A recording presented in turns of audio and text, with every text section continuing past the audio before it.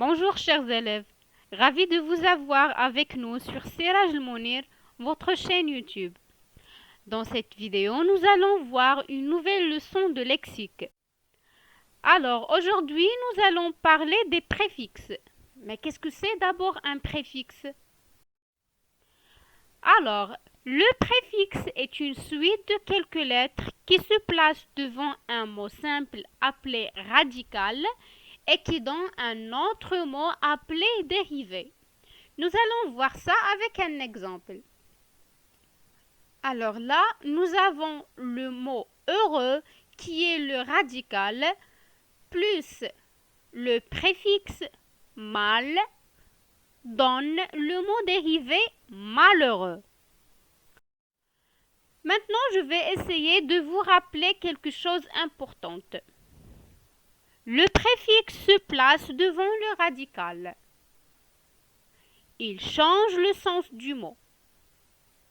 Mais il ne change pas la classe grammaticale du mot. Ça veut dire si on a un verbe et on lui rajoute un préfixe, il reste toujours un verbe.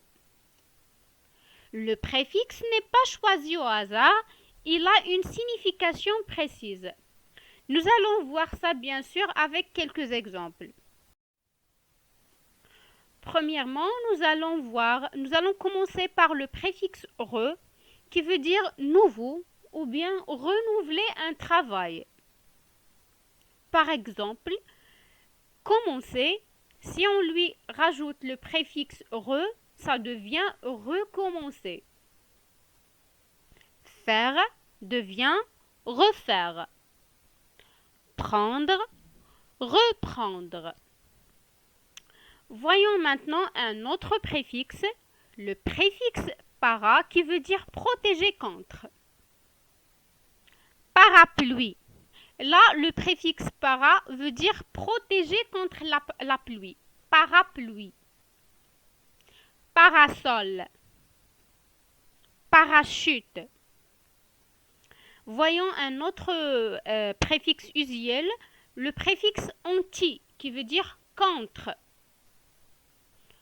Antibactérien, ça veut dire il est contre les bactéries. Anti-chute, ça veut dire entre la chute. On dit par exemple, c'est un shampoing anti-chute, ça veut dire il est contre la chute des cheveux. Anti-vol.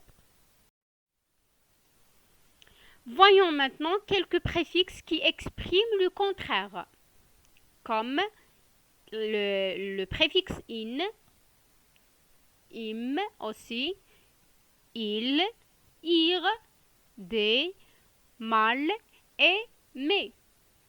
Voyons quelques exemples. Alors là, le mot incapable, nous avons le mot incapable qui veut dire le contraire de capable. Impossible, c'est le contraire de possible. Illégal. Irrégulier, c'est le contraire de régulier.